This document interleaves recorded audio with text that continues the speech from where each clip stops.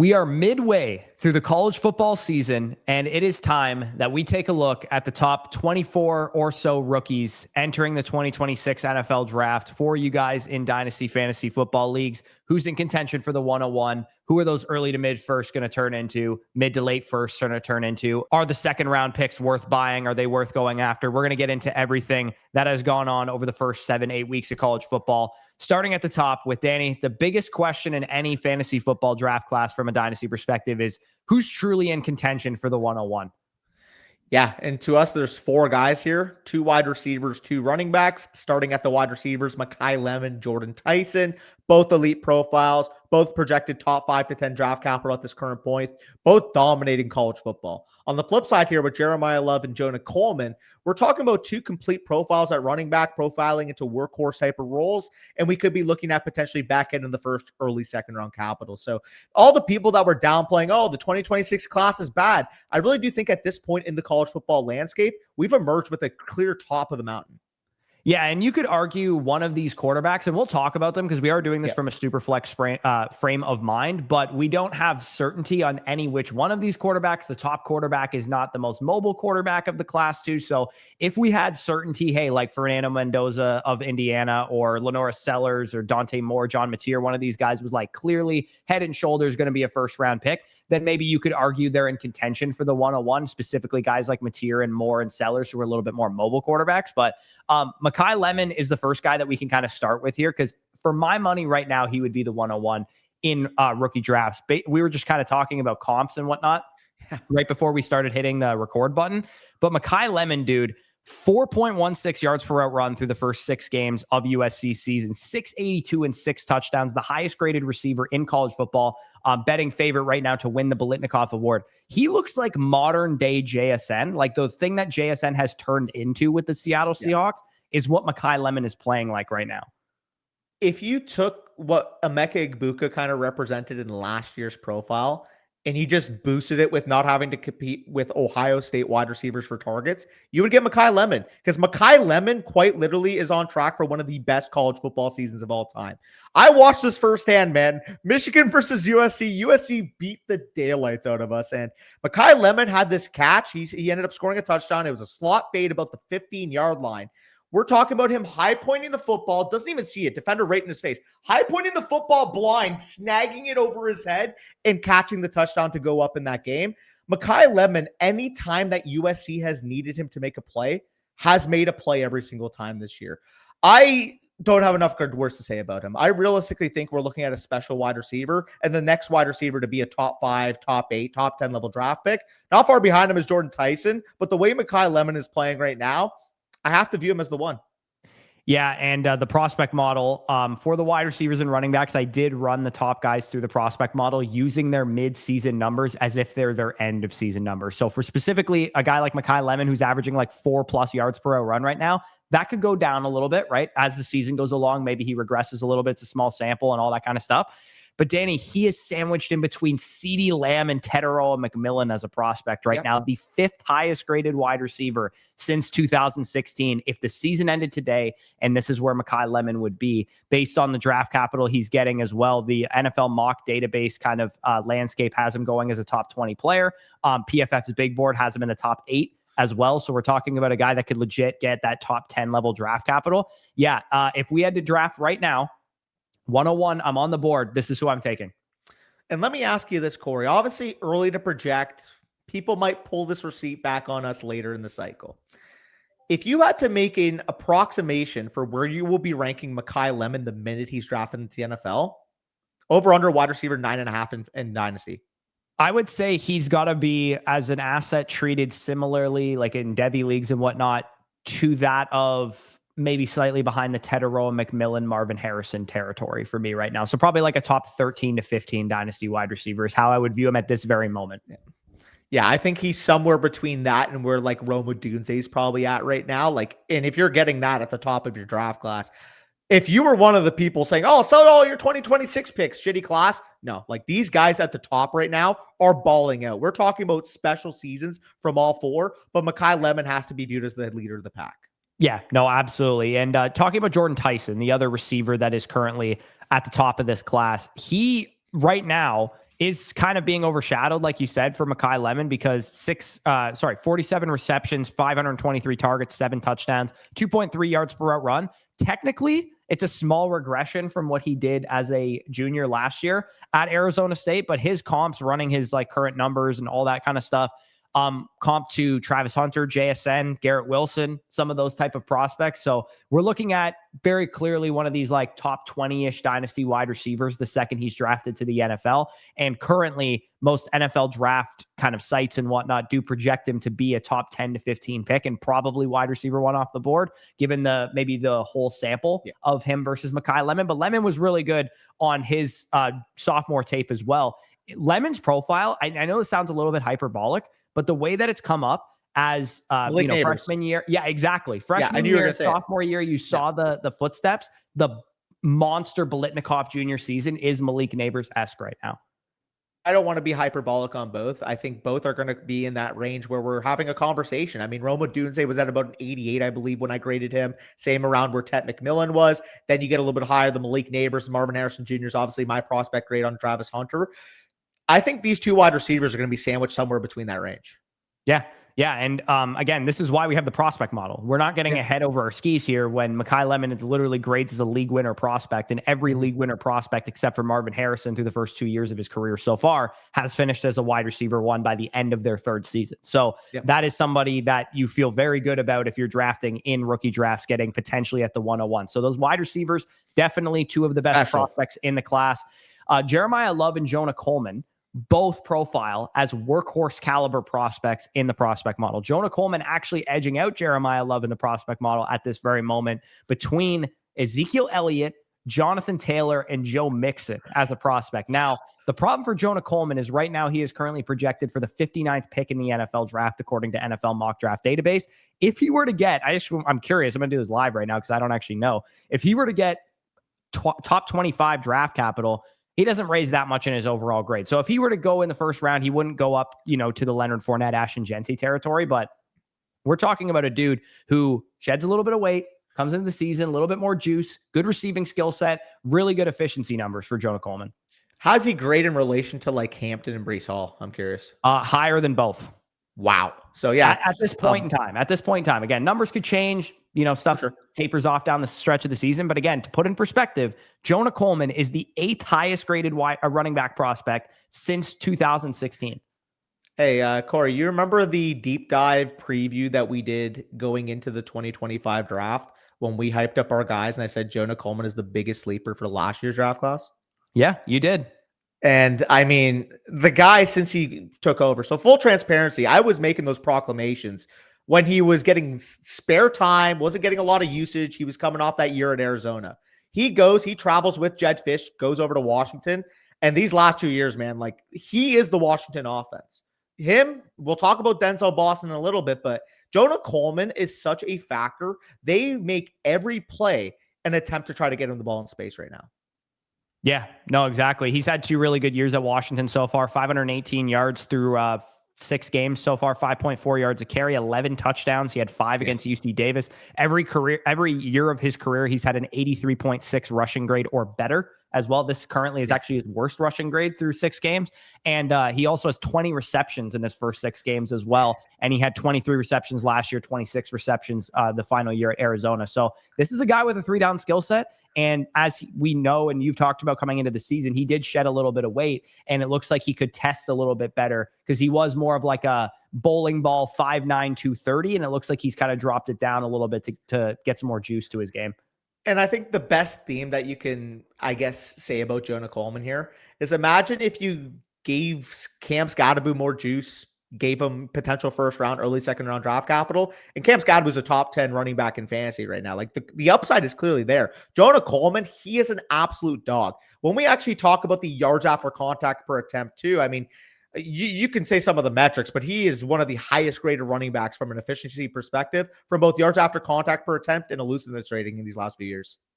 In his career, he averages 4.21 yards after contact per attempt. If I sort in the prospect model, that is a top 15 mark of any running back drafted since 2016. a career mark of 4.21. And in his sophomore year, he had 5.09. And last year, he had 4.34.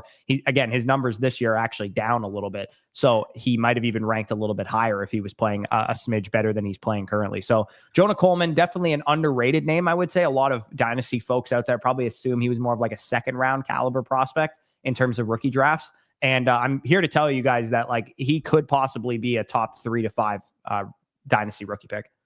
Yeah, and similar goes for Jeremiah Love. He was the guy coming into the year that I would probably say was the favorite for the 101. People obviously saw Notre Dame making that run in the college football playoff, making it to the national championship against Ohio State. Jeremiah Love was clearly their best player on offense. And while I would say that he's still having a good season, we do clearly see that the efficiency has gone down specifically in the run game. Yeah, 530 yards, 5.3 a carry, 8 touchdowns, 88.5 rushing grade. He has 14 receptions for 160 yards through only 6 games in the season so far, which is about pace to what he had last year. But Jeremiah Love is also younger than Jonah Coleman. Like he was born in 2005. He's 20.3 years old. There's a possibility that he would go back to school as well because he is so young and NIL money is what it is. He plays for Notre Dame and all that kind of stuff. His best comparable, he is right on the sneaky edge of the workhorse tier. His best comparable is Travis Etienne, who, if you recall, that makes so much sense. Also went back for his senior year though, because he was a really young prospect coming out. But Jeremiah is definitely still in contention for the 101 given his profile coming into the year. It's funny because I believe, did we end up doing a 2026 deep dive this summer, or did we only talk about it within ourselves? We did a rookie tier list, a top 24 tier list, I believe, entering the year. I'm pretty sure on that video I literally said, oh yeah, Jeremiah Love, the upside case, he potentially becomes Travis Etienne. Yeah, no, Travis Etienne is his best comp in the model, and play style wise, they are quite similar as well. Yeah. And through the first 3 seasons of Travis Etienne's career, he averaged 14.34 fantasy points per game. So, I mean, you're talking about a guy who's, Travis Etienne once peaked as the Dynasty RB2 on the open market. So Jeremiah comes into the league this year. He is currently projected of the 2 top running backs in this class, definitely for higher draft capital. He is projected for the 15th pick in the draft, as opposed to Jonah Coleman, who's projected for the 59th pick. And when you think of some of the landing spots too, for some of these running backs in the early rounds, like Washington might be in the market for a running back potentially. We could be looking at the Texans being in the market for a running back as well. Like there's some teams that have quarterbacks that have, even potentially some good offensive lines and stuff.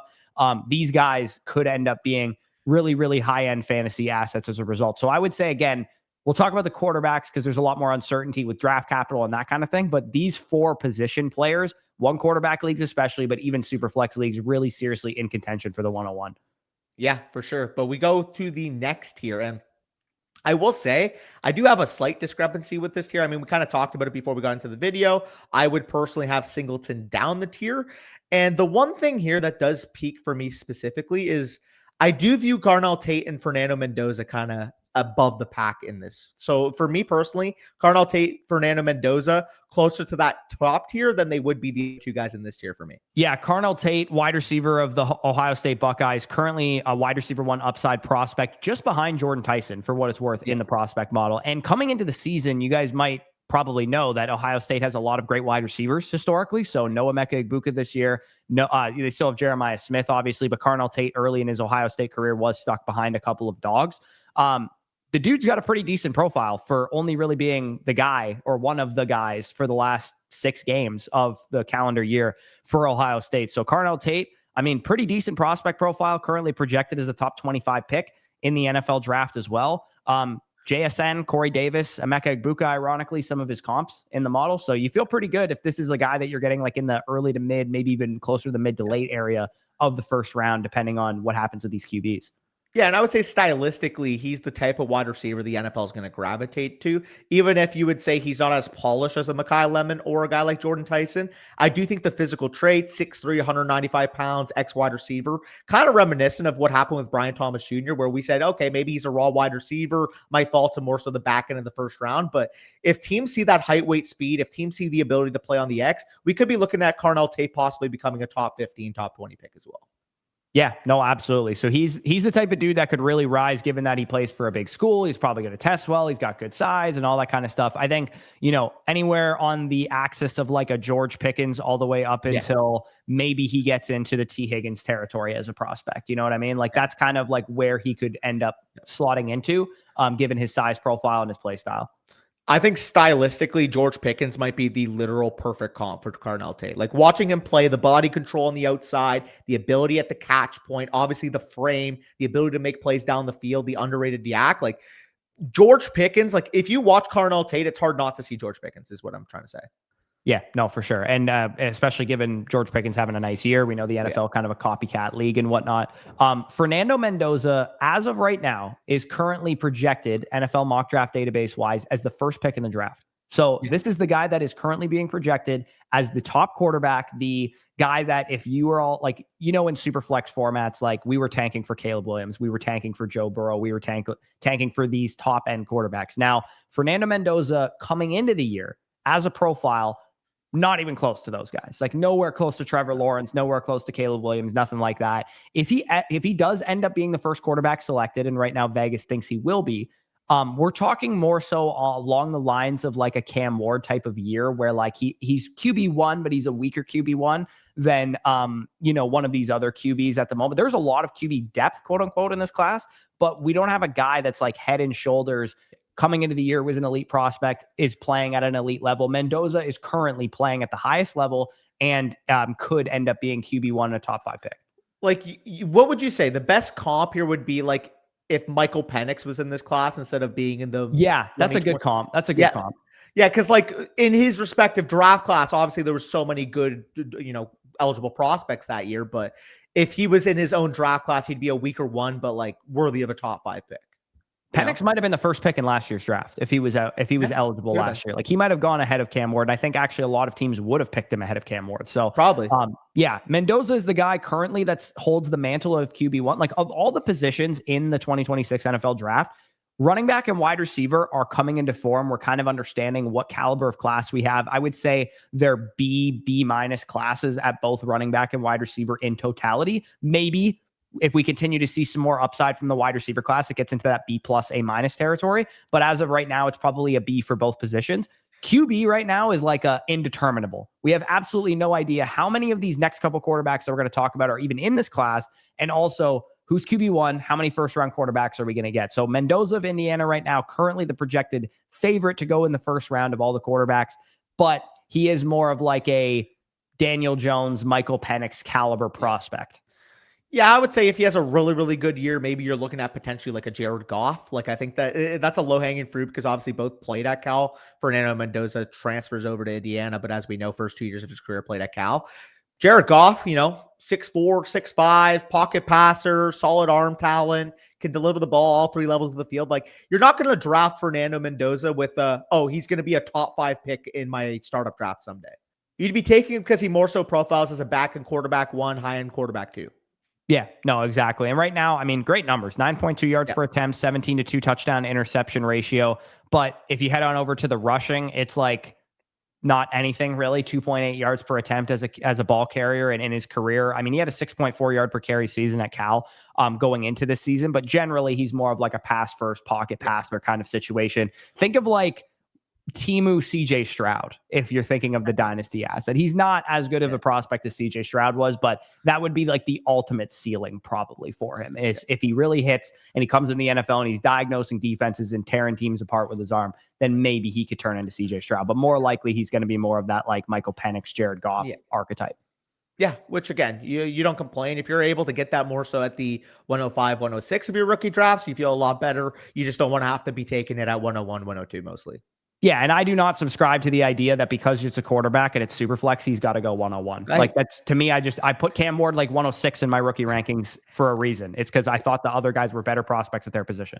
Yeah, but dude, Kenny Pickett went in the first round. You have to take him 101. Yeah, exactly. And first overall draft capital, definitely different than like back end first round draft capital. But yeah, I'll bat for Nick Singleton here because I do have him, I would say generally still quite high, despite what a disaster Penn State has been so far this year. I mean, they just fired their coach this past week. Nick Singleton in totality, and this is something that I've really gotten hip to the past couple of years. When you look at a prospect in their whole career, Nick Singleton has been one of the best best running backs in college football his entire college career. So that's part of why I give him the edge. He is kind of like my Judkins this year, where Judkins also was one of the best college football running backs his entire college career. That's comparable, by the way, in the model is Judkins for Nick Singleton right now. Adding to that, I have to say it was funny because I saw someone like this reply a couple days ago. You know when you have like old tweet threads from like the summer and Yep. somebody will randomly like it and then you'll see the notification and realize what you were talking about and think, "Oh my god, this has aged horribly." There was a conversation that was like, "Oh yeah, if RJ Harvey and someone else get the same round draft capital as Quinshon, I would take them over Quinshon." And then I'm like, "Well, why don't you just take Quinshon?" And the reply was like, if only he was good. And I said, like, oh, but he is. And that got liked recently. And I'm just thinking back, I'm like, people really tried to convince themselves that Quinshon Judkins was just bad at football because he had bad metrics. Yeah, no, it just didn't make any sense. And like Singleton right now, his best comps on the high end are guys like Judkins, Darius, Geis, Dobbins, those type of dudes that I was comping Judkins to. But on the lower end, it's more of like a Trey Benson, Rashad White, David Montgomery type of prospect. But still, Singleton has a couple things moving in his favor. A, he's been really good for a long time. B, he's going to test like an absolute freak show. And C, he plays for a team that's been in big games, been in the college football playoffs, that kind of thing. So I do still think that Singleton would be my like favorite to be like the second or third running back off the board. And it wouldn't shock me if he went ahead of Coleman in the actual draft. Yeah. And then there is one guy I'll fight for in the next tier that I personally would rank above Singleton. Now, obviously, that'll be low hanging fruit once you guys see who it is, but we can go on to another Washington player, Denzel Boston. Have we confirmed if he is actually David Boston's son? Because I remember we were talking about, okay, because I remember we said that and then people were like, oh, no, he hasn't actually. But then, like, whatever the case may be, he's a big play wide receiver. He's got a big frame. I don't think he's as good as Carnell Tate, but I do think he's quite easily the fourth best receiver in this class based off this current projection. Oh, he's not David Boston's son. That's what I'm saying, dude. On AI Overview, it said he's not related to David Boston. Dude, that's what's confusing me. Some people say he is, some people say he isn't, but I guess he isn't. Regardless, though. But it says on this site that he is the son of David Boston. The comment section is going to have to get into that. Someone who knows Washington football, please confirm if he actually is the brother or the son, of former Cardinals wide receiver David Boston. Yeah, David Boston, shout out, famous for getting too yoked to play wide receiver. Yeah, people are saying he is. I don't know. We don't know for sure. We don't know for sure on Denzel Boston, but what we do know for sure is that he profiles currently as the wide receiver 4 in the class, wide receiver 2 upside prospect, comps to like QJ, Michael Pittman Jr., George Pickens, Troy Franklin, Sterling Shepard, Laquan Treadwell type. So we're talking about a pretty solid mid to back end first round caliber asset, but he does have size. He does have athleticism. So there is definitely some meat left on the bone there for people to talk themselves into this guy being like a high ceiling wide receiver. So definitely a guy that I think will just find himself as a mainstay near the like 106 to 112 range of rookie drafts this coming year. And people are obviously going to do the thing. Oh, look, X wide receiver, Washington, Roma Dunze. Like people are going to do that. But I mean, you are getting a 6'4", 210-pound wide receiver, good at the catch point, obviously good working in the deep area of the field as well. Games, 5 catches, 92 yards. The one game he did struggle, I would say, this year was against Ohio State, 3 catches for 26 yards. But every other game this year, you're looking at over 50 yards. You're looking at over 4 receptions. Yeah. He's a pretty consistent, one of those guys like Ibuka last year that we were like, we're certain he's going to be a first round rookie pick. We just don't know where it's going to end up being. It's going to depend on landing spot and how the rest of the class materializes. Boston kind of reminds me of that a little bit. Let's move into the next tier, which is a lot more, unknowns, specifically at the quarterback position. We got John Mateer, Oklahoma quarterback, who just had like the fastest recovery from like a broken thumb I've ever seen in my life. Dante Moore, Oregon quarterback, who is having a great breakout season. But my main question with him is he even going to be in this class? Because he is a first-year starter basically at Oregon. And then Lanorris Sellers, who I have a similar question about, not a first-year starter, but very raw at South Carolina. Possible he goes back to school. I'll let you tackle one of these quarterbacks, and then I'm going to obviously want to talk about Mateer. Yeah, I mean, I'll talk about Lanorris Sellers specifically. I mean, we could breeze through Dante Moore, pretty simple. Oregon, big national stage, probably going to be a big-time playoff contender, off to a good start, high-profile recruit, 5-star recruit coming out, finally getting the limelight to be able to shine. Dylan Gabriel was there at Oregon. He was basically the backup to him last year. He takes over. Oregon doesn't skip a beat. So it's pretty easy why he's rising in NFL circles, because unlike a Dylan Gabriel, he actually does have NFL arm. He does have an NFL tool set. So we will see what ends up happening, because I still think if the NFL says, hey, we're going to make you a top 5 to 10 NFL draft pick, it's hard for anybody to turn that down. Yeah, and when you're 15-3 touchdown interception ratio, 8.3 yards per attempt, 1,396 passing yards, and like he's lit up a couple of really good defenses as well. Yeah. There's definitely some buzz to Dante Moore. I just tend to think that because he's a first-year starter, and if I'm not mistaken, he was also born in like 2005 or 2006. Like I think he's pretty young. Yeah, May 24th, 2005. He's only 20 years old. So given the NIL money that he's receiving at Oregon, most likely, and the fact that if the NFL tells him, hey, the NFL doesn't like 1-year starters because they generally don't, the NFL is probably more so thinking of you as a back end first round pick or something like that. There's a good chance I think he will go back to school, but he's worth mentioning that he could end up having this like big breakout season and he ends up coming out as an early declare 1-year starter. Johnny Mateer, I mean, what can you say about the kid other than the fact that he qualifies as a Konami quarterback? This is a dude that legit has wheels, man. And I think part of why I like John Mateer so much too is because he's just my archetype of quarterback. I love me some Bo Nix when he was coming out. Love me some Baker Mayfield, obviously, as a Tampa Bay Bucks fan. He's even got the Zach Wilson kind of energy to him too. So I just think that John Mateer is the type of quarterback that the NFL is so pissed about being wrong on consistently. And Jackson Dart in New York is also maybe another good example. Brock Purdy. Yeah, like there's just John Mateer runs the football. John Mateer has a chance to go in the first round. He's just got to, like, he had a bad game in the Red River rivalry, but he's got to start playing better coming off of that injury. This is a dude who legit averaged for rush for 1,000 yards last year at Washington State and has currently in 4 full games rushed for like 250 yards. Yeah. I mean, the best way to describe it is just like these white dudes with aura that just like, for whatever reason, it could be 3rd and 9 and you could be losing with 2 minutes left. And you just have that weird suspicion they're going to make someone miss an open field and get that first down. Yes, I'm referencing that Baker Mayfield play at the end of which game was it? 2 weeks ago or last week? Last week. Yeah, okay. Yeah. It was against San Fran. Okay. We talk about so many good plays that my time frame for when they happen is actually off. Yeah. Exciting whites like Jackson Dart and Bo Nix is John Mateer's next up. On the exciting whites regard. But yeah, he's definitely a solid quarterback prospect in my opinion. He's got a good arm. He's athletic. I think he'll interview well. He's also a senior, so he probably has a lot of experience. I mean, he was a starter at Washington State last year, and he had a 29-7 touchdown interception ratio, 9.0 yards per attempt. So he's got good numbers. He's got a good profile. He definitely needs to keep playing well because at one point he was actually favored to win the Heisman Trophy after the first month of the season. Yeah, no doubt. I think all 3 of these quarterbacks have a ton of upside. Maybe they aren't going to be, a top 5 to 10 NFL draft pick. At least with Moore and Sellers, they probably are more possible, but they're less likely to come out. John Mateer, more likely to be a back end of the first round type of pick, a la Jackson Dart, unless maybe the case that you were making, the NFL just learns from that mistake, takes this guy in the top 15. So that's really the question mark for those 2. Are they going to come out for Mateer? Just how high is his draft capital ceiling? Justice Haynes is the other guy in this tier. And I do, if I had to pick one on my fantasy team moving forward right now, do prefer him to Nicholas Singleton. I understand the profile in totality is not what Singleton's is. Again, for Singleton, you're getting that longer period of proven production.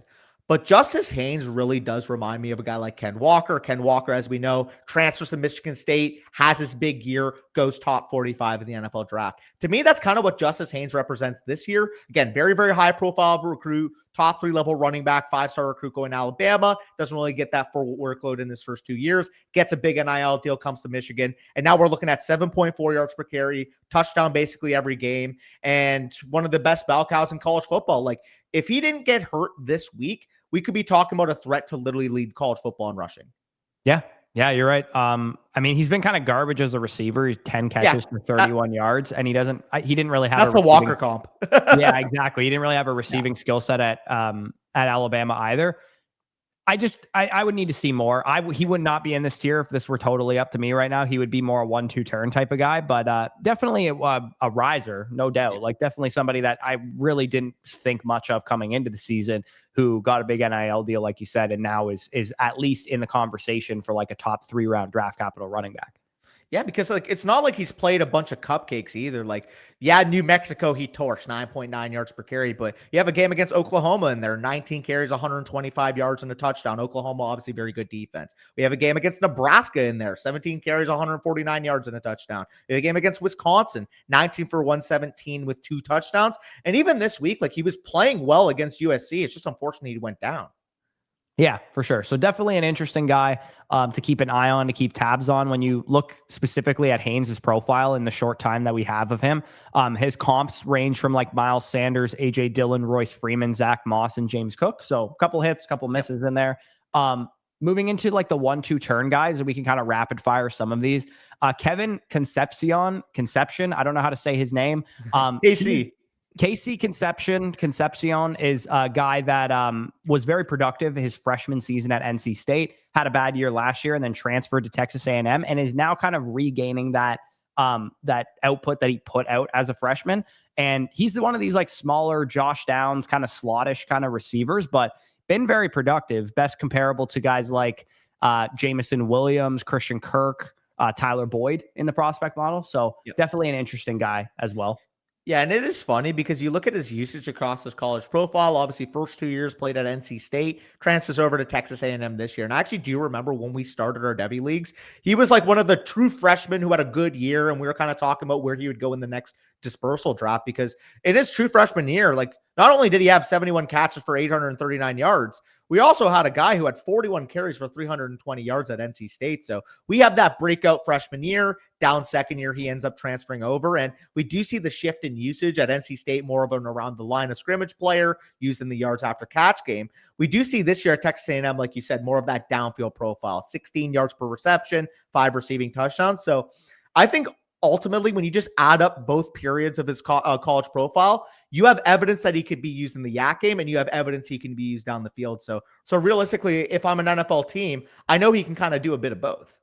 Yeah. And not to mention, too, he actually is only in the slot about 32% of the time this year, which is not the number I thought I was going to say. And he was in the slot 93 and 82% of the time at NC State. So, again, a guy who can kind of play inside out. Maybe his profile, like if he has another great year, it actually, like it's not totally the same comp, but like his profile is kind of Jordan Addison-y a little bit, where he was a slot receiver at Pittsburgh and then goes to USC, plays on the outside, and gets a lot more downfield usage. So definitely one to keep an eye on because Texas A&M is, feeding him the right way that they need to, and he's a productive player right now. And just a comp from a production standpoint, because obviously from a stature standpoint, these guys like couldn't be further opposite. 5'11", 190 versus about 6'2", 200 is what Torrey. I'd be shocked if he's 190. By the way, too. He's probably he's probably like maybe even $178 or something. Like he's going to be small.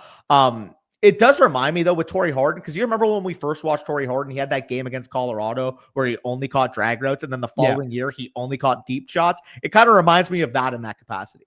Yeah, no, that's a good comp as well. Kenyon Sadiq, tight end from Oregon, was the tight end 1 in the model coming into the season and is having a nice year. I mean, receiving grade wise and yards per out run and stuff, his numbers are down. But he does have more, like he has 17 catches through 6 games. He had 25 catches all year last year behind Terrence Ferguson with Oregon there. I would say generally, this is a guy that maybe would go back to school if he doesn't continue to get better efficiency, because this is like, first of all, him being the first tight end that we're talking about and already kind of saying, oh, there's bugaboos with his profile, not a very good class at this position. Kenyon Sadiq, Max Clare from Ohio State will mention, Eli Stowers from Vanderbilt. Those are like the guys. And I would say we would be lucky to see those guys be second rounders in the NFL draft. Yeah, and even though Sadiq is the tight end 1 in this class, like realistically, if we had to compare it to where he would have been last year, like probably Mason Taylor range, Elijah Arroyo where he was, like like I think he'll be above like an Elijah Arroyo, but like Harold Fannin for our prospect grade, how is that going to compare to where a guy like Kenyon Sadiq's at? If Harold Fannin was in this class, he would wipe the floor with Kenyon Sadiq, like as a prospect. Just like not what we know now, just more so like, okay, maybe he would go in the 3rd round versus Sadiq would go in like the late 1st, early 2nd, based off what the NFL's kind of projecting them. No, exactly. So Sadiq, a guy to keep an eye on, athletic, good team, all that kind of stuff. Efficiency's really, really got to improve itself. Another guy here that's kind of we didn't know who he was coming into the year. So one of these kind of like breakout players, Chris Bell from Louisville. Didn't have a great profile coming into the year, but 2.97 yards per route run, 502 yards and 4 touchdowns, just 5 games that Louisville has played so far. He's just went 12 for 170 and 2 touchdowns against Virginia. Monster performance there. So this is a guy that's kind of, we're like basically talking about him at the earliest possible time we can. Because maybe 4 weeks from now, he's going to be a household name and everybody's going to know who he is in the Dynasty community. But Chris Bell from Louisville, also, he's 6'2", 220 too. So this is a guy that has size. brick shithouse type of size. And again, he's been above 2.22 yards per route run in every game this season, 2.97 on the year. Yeah, I mean, you got to give credit where credit's due, man. We're talking in his games this year, 5 games, 5 catches, 63 yards, 4 for 83, 4 for 51, 10 for 135, 12 for 170. Like, you're getting consistent production. We know that the size is there. He's been playing a lot of his snaps on the outside as well. Like, what are we dealing with here? Can he go top 40 in the NFL draft? And if that's the case, we could even be talking about a guy that can sneak into the back end of the first. Yeah, no, especially, I mean, his best 2 games have been his most recent 2 games as well, against Pittsburgh and Virginia, the 2 like hypothetically best teams that he's played as well, given the conferences that they're in. So this is a dude that 4 or 5 weeks from now, we might be looking back on and being like, this is a fucking Bolitnikov contender if he continues to produce the way that he has the last 2 games, or who knows, maybe he'll fade into oblivion and not be heard from again. But Chris Bell from Louisville, a name to keep an eye on. Same goes with Elijah Surratt. He's kind of like we'll talk about the other Penn State running back, Catron Allen, in a second. Elijah Surratt is the wide receiver version of Catron Allen in this class, where I have no idea what the NFL is going to think about him. But when I look at his whole 4-year career, he's been good every single year. Yeah, he's probably going to be this year's like Elikiel Manor in terms of like a guy that we're high on, but probably slips to the early day 3 portion. Maybe, yeah. I mean, it's possible at 6'2", 213 pounds, because Mendoza is getting so much attention from NFL teams. It's also possible that Surratt would get a little bit splashback from that as well. But yeah, this is a dude that as a freshman at St. Francis had 2.06 yards per route run and 13 touchdowns. As a sophomore at James Madison, 2.92 yards per route run, 90.2 receiving grade, 1,199 yards and 8 touchdowns. And then you also have at Indiana, his first time in the Power 5 conferences there. You see him 2.76 yards per route run, 957 and 8. And then through 6 games this year, 533 and 7, 3.12 yards per route run. So again, maybe we look like idiots not having him as like a top 10 player in this class, because I think that it is possible given the whole totality of his career. His profile is pretty complete, man. He's got size too, 6'2", 213. Like I said, like this is an interesting prospect. Yeah, I know I have him in one of our Devy leagues. I don't know if I have him in both. Okay, I don't have him in the second one, but I know I have him in one of our Devy leagues, Devy Degeneracy. Yeah, his best comps in the model are like guys like Calvin Ridley, Cooper Kupp, Jalen Hyatt, Tyler Johnson, Jaden Reed, Josh Downs, Adonai Mitchell, Kyle Williams, kind of guys like that. Yeah. Guys that profile more as like second-round rookie picks, but maybe guys that end up hitting big in some regards. So Elijah Surratt, a name to keep an eye on. Same with Chris Purcell of Tennessee. Bit of a Mickey Mouse scheme in Tennessee, as we all know, with Josh Heupel. Is that his name? Yeah, Josh Heupel. It's such a weird profile because obviously we look in the first couple of years, he plays at Tulane, has a pretty big breakout in 2023, transfers to Tennessee last year, doesn't get the most playing time. Now this year, I mean, we're off to an electric start. And this is a guy who's 6'5", 200 pounds is what he's listed at. So, I mean, it's weird because obviously last year at Tennessee, we're looking at what fucking Dante Thornton, a 6'5", 200-pound receiver. Like, is that all they breed down there? Just 6'3" plus 200 pounds with 4.3, 4.4 speed? Apparently, yeah. And Chris Purcell, his like comps range from like Curtis Samuel, Marvin Mims, Christian Watson size-wise. Okay. Makes the most sense as like a good comp for him. But the other thing about Dante Thornton is that he didn't really produce at all at Tennessee, and Chris Purcell is producing. So, that's part of it. Like 6 for 177 and 3 touchdowns against the University of Georgia Bulldogs defense is pretty impressive. So another name like Chris Bell, maybe he'll fade into oblivion, but a name to keep an eye on nonetheless. Yeah, and so apologies. If you guys do know against Arkansas, did he get hurt in that game or did he just have an off game? You guys can let us know. Yeah, he had 1 catch for 5 yards. I'm not exactly sure. It just looks like such an outlier, and I'm not going to lie and say I watched this game in depth. Like I'm not going to lie and say I've watched any Seneca undisclosed. Yeah, no, it doesn't look like he got injured in this game from anything that I can read. But yeah, I can't lie to you and say that I've been watching Tennessee games all year. Yeah, no, fair enough. If you are a big Chris Brazzell guy, maybe we missed something on the profile, feel free to leave it below. I think overall, though, we can move on to the next tier. I mean, pretty simple. These guys off to good starts. We'll see if they maintain them. The honorable mentions here to kind of get us to 24 are guys that have kind of popped up either in the prospect model, maybe in the Devon streets in the past couple of years that I would say maybe have profile inconsistencies at this point that put them behind this other tier of 12. Yeah, coming into the year, I was really big on Darius Taylor in the prospect model. He popped like nobody's business, but he's having a pretty shit year so far. He's 3.7 yards per carry, worst rushing grade of his career, low yards after contact. His receiving skill set was also part of why he popped so hard because he had 62 targets last season for Minnesota. So Darius Taylor, if you could play better, that would be great. But he went 8 for 12 against Ohio State, which is not great on the ground. And his only real good game was against Buffalo in the first game. And in both the other 3 games that he's played so far, he has been pretty bad. It looks like maybe he got hurt because in week 2, he didn't play the full game. And then he didn't play again until week 6. So I think it's possible he's dealing with some injuries or whatever. But then that usually means that he's not going to be in this class. So that's something to maybe factor in with Darius Taylor. But he's somebody that if he can get back on track, could end up being one of the better running backs in this class and actually still profiles the RB5 in the prospect model. Yeah, he's just such a weird profile. Honestly, the best bet for him is to stay back a year, declare for 2026, accept a huge NIL deal to go to a real football team. I'm sorry, Minnesota. What are we doing here? Like, realistically, I don't know what to make of it because Darius Taylor, he's been one of the best running backs in college football these last couple of years. It's just he hasn't been the same this year.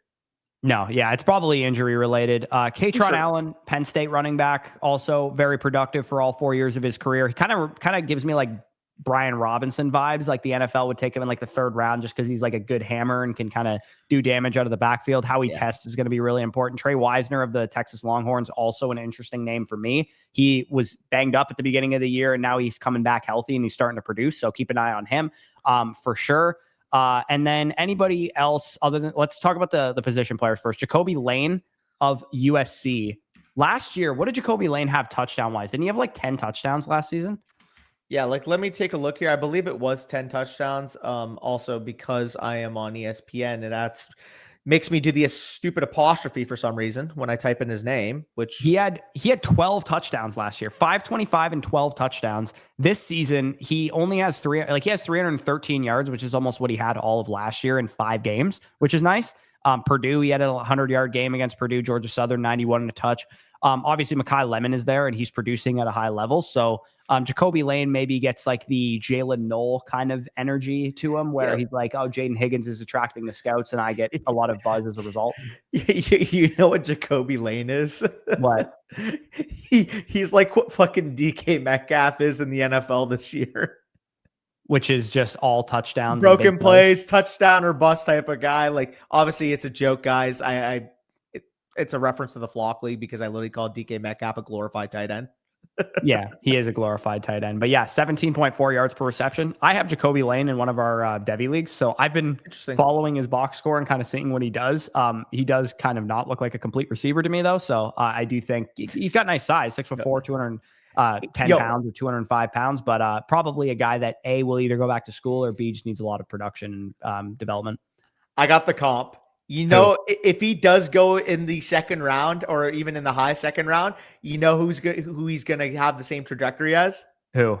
Coleman. Coleman's a good one. Yeah, that's not a bad one.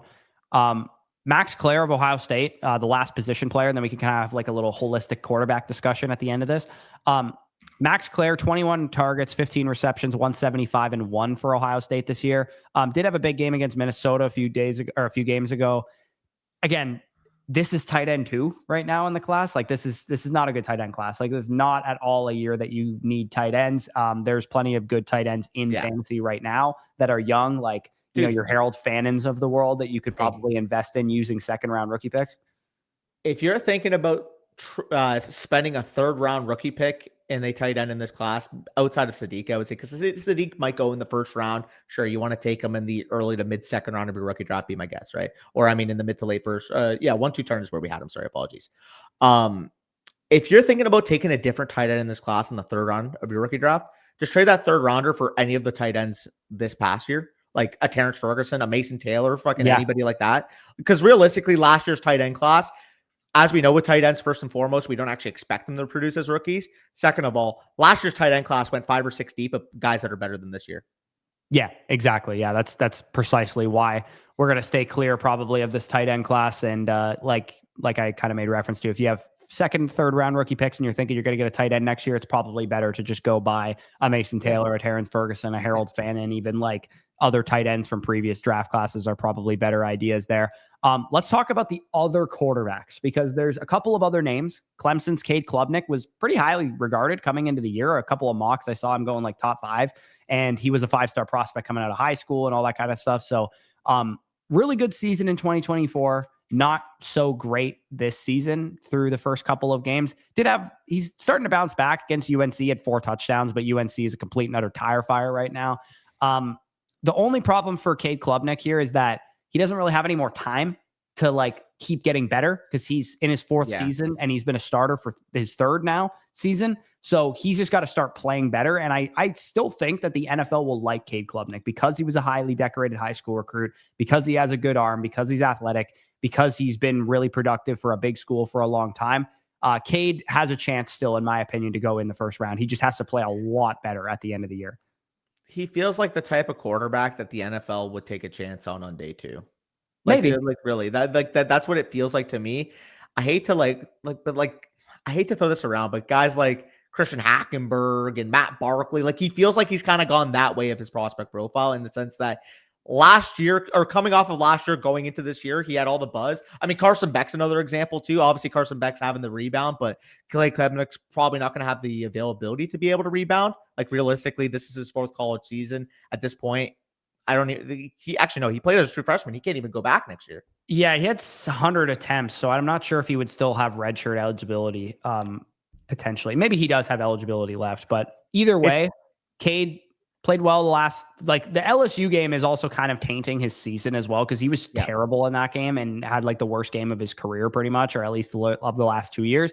If he can get these efficiency numbers back up and start playing better over the next 6 weeks of the college football season, I wouldn't be shocked if Cade still had a chance to be one of the top 3 to 4 regarded quarterbacks in this class because he does have tools. And I think Senior Bowl wise and all that kind of stuff, he'll have NFL teams that'll like him. Yeah, this is another comp. I hate throwing all these guys like into like a bucket together, but like Matt Corrali. Yeah, Matt Corral's not bad. I mean, I still think that there's hope that he could be kind of Sam Howell-esque in terms of is that a good thing? I mean, not draft capital wise, but like his actual play on the field and opportunity to start games and whatnot. Maybe Spencer Rattlery a little bit too. Yeah, Rattler too. To me, Corral let's just list obscure quarterbacks for the rest of this video. Yeah, I know, genuinely. I mean, if you guys are watching to this point, I can appreciate you guys. You probably watch because we banter and because we have these conversations, because that's the best way to approach a class, man. We're learning like you are. We're going through these profiles. We're ranking them how we kind of see them right now. But realistically, what we're saying in week 7 of college football, give it till the end of the college football playoff, give it till April, and we'll see kind of, evaluate by period how it's changed. Yeah, no one come back to this video and go, dude, you guys said Cade Klubnik would be a 1st-round pick potentially. He went in the 706 of the NFL draft or whatever. Like I said, we're just kind of having the conversations. Ty Simpson of Alabama getting a lot of buzz right now too. Ty Simpson, 8.9 yards per attempt, 16-1 touchdown interception ratio, 86.6 passing grade, and he plays for Alabama. So Alabama's going to have a lot of scouts there and whatnot. He's 23 years old and has really kind of been dog shit most of his career up until this year. So that will be an interesting profile if he does end up coming out. I mean, he is probably draft eligible given that he is a senior and he's kind of like redshirt senior age. 6'2", 208, okay, but not great size. I don't know. I don't know how to feel about Ty Simpson. Wait, so you're saying he's not Baby Burrow? He's probably not Baby Burrow, no, unless he continues to absolutely scorch college football. He also doesn't have like the best juice on the ground either. Like he's got 4.4 yards per carry, 136 rushing yards this year, but kind of just a ho-hum 6'2", quarterback. 205. Like it's not like he's got great tools. Yeah, no, I know what you mean. I mean, I'll give credit where credit's due. He's been fucking insanely efficient this year. 3 straight ranked opponents, 7 touchdowns, 1 pick, about 250 yards per game. Like I'm not going to sit in here and shit on Ty Simpson. Like he's been playing extremely well. It's just a matter of, does the NFL think he has it's just a matter of, does the NFL think he has the tools to be a starter? Because if they don't, he's going to get relegated to, day 2, early day 3 type of capital. Yeah. And same goes for, Carson Beck, we kind of talked about already, is having that bounce back season, 8.7 yards per attempt, 11-3 touchdown interception ratio. Not quite as good as his, 3rd season at Georgia when he was like literally widely regarded as potentially QB1 in last year's class before he had like a terrible season at Georgia and ended up transferring to Miami. A name to keep an eye on. I think the NFL could like him as well. His dead ass eyes, maybe will get people. He has the deadest eyes I've ever seen a human being have. Have you ever noticed that about Carson Beck? Like, just look up a picture of him. He looks like a zombie. He might be the reference when we say look into the eyes, Chico. Yeah, no, for sure. And Garrett Nussmeier, same thing. Garrett Nussmeier screams Jacob Eason to me, like a guy that like the NFL maybe would be kind of interested in, but like I just have no interest in myself. He's only 6.9 yards per attempt, 9-5 touchdown interception ratio. I don't think we're talking about like at one point during the offseason, we were like, is Garrett Nussmeier going to go like top 5 to the Saints or something like that? I don't think we're anywhere close to that happening, to be honest with you.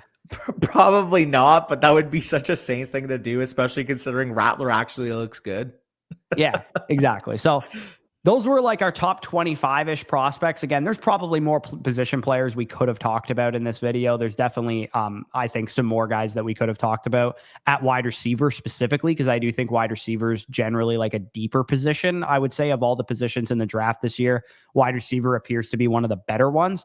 Like guys like Nick Anderson coming into the year, we were excited about. He's just been hurt all year. Eric Singleton from Auburn, I think he probably would go back to school. He's really young, still needs to produce. Jaden Greathouse, I was excited about for Notre Dame. He's been fucking awful this year. Antonio Williams from Clemson, also not been great. Jeremy Bernard's having a nice season. Zachariah Branch from Georgia having a decent season as Malachi Fields from Notre Dame having a decent season. There was some Eugene Wilson hype out there before the year from Florida. Nick Harbor, I think I mentioned, maybe I didn't mention already, from South Carolina, probably also going back to school as well. Wide receiver wise, I do think the guys that we didn't talk about that maybe are actually first round rookie picks or are actually high end second round rookie picks in this video will probably come at that position, if I had to guess. Yeah, like if I'm searching, I'm curious here actually how he's doing. I don't think he's going to get into the mix, but maybe, yeah, no, he's definitely going to not be in the mix as a top 2 round rookie pick. But I was going to give my flowers to Donovan McCulley because he's actually been pretty good these last couple of weeks, but probably going to be your prototypical like 6th round pick out of Michigan. Yeah, and then some running back shout-outs. LJ Martin from BYU's got size. He's been productive. Le'Veon Moss coming back from an injury has been decent. Bryson Washington, probably going to be in next year's class, but been okay for Baylor. Robert Henry from UTSA has been productive for a couple of years. Not a great running back class at this point in time. I mean, there's other guys like Jadarian Price and Hollywood Smothered stuff. Like it's not a good class, generally speaking. There's a couple shout-outs there, but I would be shocked if, we had more than 4 or 5 running backs in the top 15 to 18 picks of rookie drafts. We would be remiss if we didn't at least mention the guy that's going to end up being the 101 with Bryce Lance. Bryce Lance. Yeah, Trey Lance's brother is a receiver at North Dakota State, right? Yeah. Yeah, he's kind of whatever. But yeah, that was 2026 class. We did a kind of full breakdown here. You can obviously go back and compare notes to the last time we did this. I believe it was like August when we did it, or maybe July, that we talked about the 2026 class. We will have more updates, of course, for you Dynasty sickos, but this was a good first look kind of what do the rookie picks really look like? Are we talking about a bunch of good running backs, a bunch of good receivers? We have much more information now than we did back in July and August. So yeah, stay tuned for more Dynasty content, Dynasty rankings up to date over on the site. We have our Dynasty trade value chart over there, about 2 weeks out of date. We'll probably make an update to that over the next couple of weeks as well. Trade calculator to make a lot of trades in your Dynasty leagues. This is a really good time to strike, buy rookie picks, buy veterans, whatever you guys are looking for. Like we kind of made reference to, if you need a tight end, probably not the class for you. If you need a quarterback, I would say generally also probably not the class for you, but there is a couple of guys that could emerge as top tier quarterbacks in this class. But yeah, like, comment, subscribe if you enjoyed. With that being said, peace out, and we'll talk to you soon.